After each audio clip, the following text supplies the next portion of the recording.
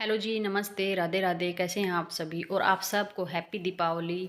माँ लक्ष्मी आप सबके जीवन में खुशहाली, सुख समृद्धि लेके आए और आप लोगों पे हमेशा आशीर्वाद बनाए रखें अपना। तो जी मैं जा रही हूँ सुबह कोर्ट में और संगीता, क्योंकि अभी 4 दिन की कोर्ट की छुट्टी है, तो मैंने सोचा आज मुझे जाना है।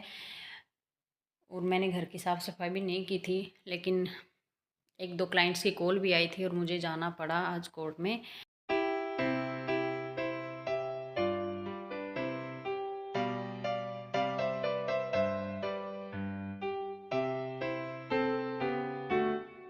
हेलो जी, नमस्ते, राधे राधे। कैसे हैं आप सब? और आप सबको हैप्पी दीपावली।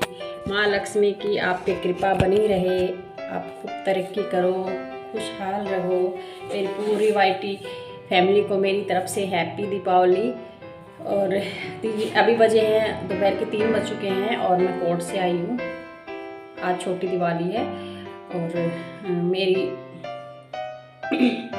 आज डीवी एक्ट में मेरी आज हियरिंग थी और आज जज साहब छुट्टी पे थे, तो उन्हें डेट लगा के चले गए थे वो। तो जज साहब 4 तारीख तक छुट्टी पे हैं। देखते हैं नेक्स्ट डेट पे क्या होता है क्या नहीं। बाकी ऑर्डर करना है, बाकी तो सारा प्रोसेस इसमें कंप्लीट हो चुका है। तो जी अभी आज मैं आप लोगों के साथ उन दरिंदों की कुछ फ़ोटो शेयर करना चाह रही हूँ।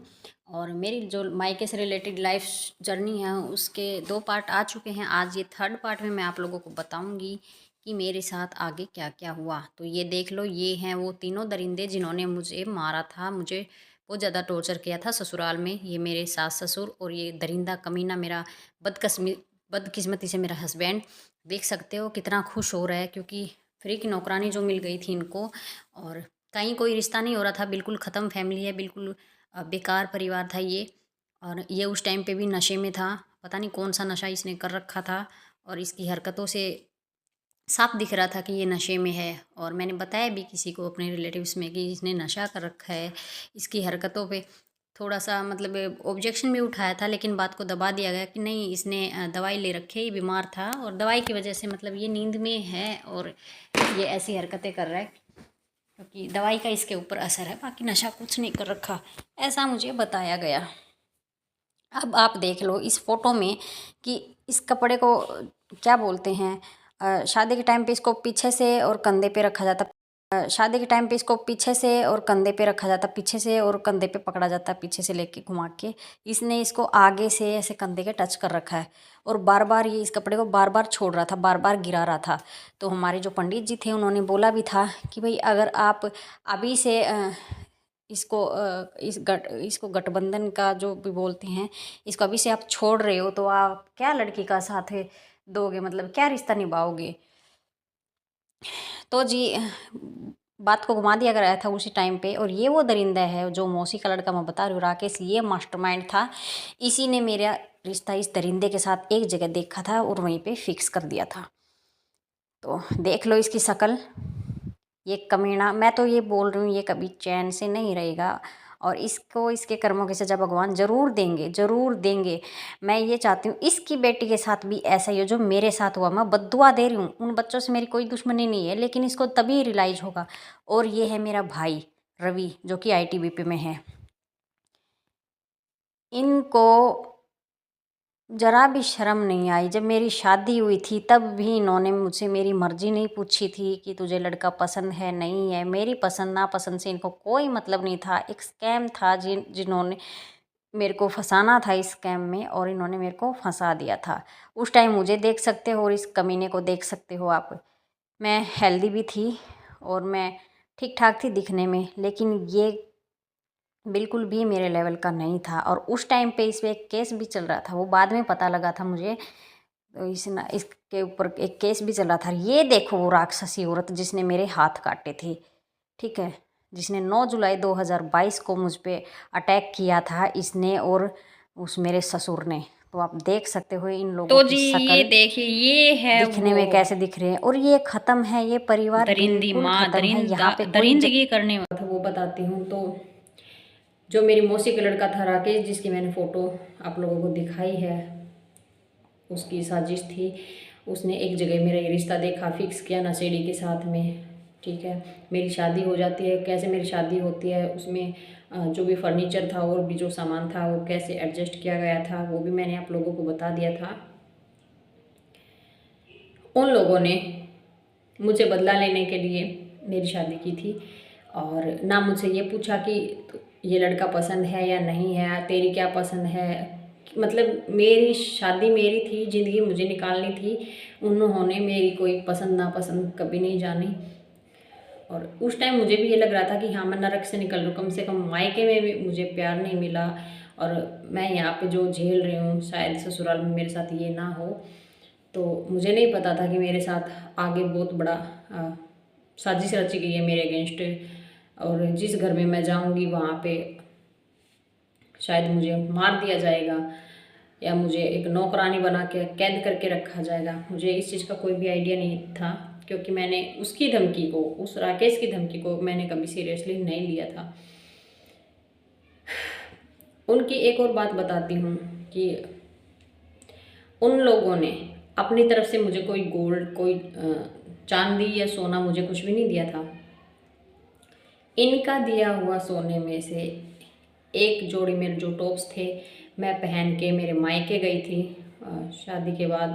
जब मेरा बेटा भी हो चुका था उस टाइम पे, तो मैंने वो टॉप्स निकाल के मेरे बैग में रख दिए थे और मेरा बैग रखा था इनके रूम में, जो राकेश और जो सोनिया है मेरे भाई भाभी मौसी का लड़का, उनके रूम में मैंने मेरा बैग रखा था। और मेरे कान में थोड़ा सा इन्फेक्शन हो गया था टॉप्स की वजह से, क्योंकि हवा पास नहीं होती है टॉप्स में, जो पीछे का जो भी इसका वो जो लगा हुआ था कज टॉप्स में, उसकी वजह से मेरे कान में इन्फेक्शन हो गया था। तो मैंने सोचा कि अभी मैं मायके में हूँ और ससुराल जाऊँगी तब अपने टॉप्स पहन लूँगी।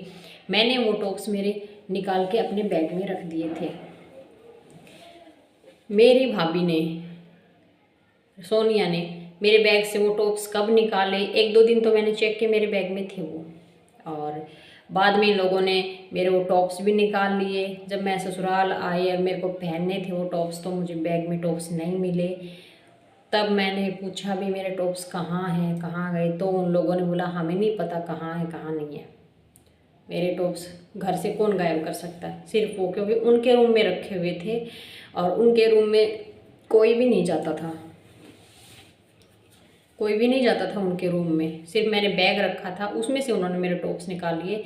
फिर मैंने जब बात की, जिक्र छेड़ा इस चीज़ का, तो वो सब लोग मेरे ऊपर हावी हो गए थे कि हमें क्या पता।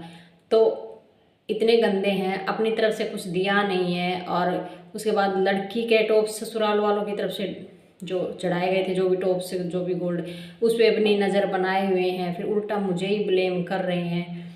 तो आप बताओ, ऐसे लोगों के लिए मेरे दिल में कोई दया धर्म है भी नहीं और इनको मैं कभी माफ़ भी नहीं करूँगी। बहुत ज़्यादा तिल मिलाए हुए हैं ये लोग, बहुत ज़्यादा तिल मिला रखे हैं अभी। और अभी मैं इनको खुली वार्निंग दे रही हूँ कि ये मेरे बारे में, अगर इनमें हिम्मत है तो ये मुझसे बात करें, कांटेक्ट करें। ये दूसरी जगह जा जा के रो रहे हैं और ये सोच रहे हैं कि शायद ये वीडियो अभी तक मतलब कुछ गिने चुने लोगों में ही फैली हुई है, आगे तक नहीं फैली। तो ये इनकी बहुत बड़ी गलतफहमी है। और ऐसे ऐसे घटिया लोगों के लिए मेरे दिल में ना कोई माफ़ी, ना कोई दया धर्म है।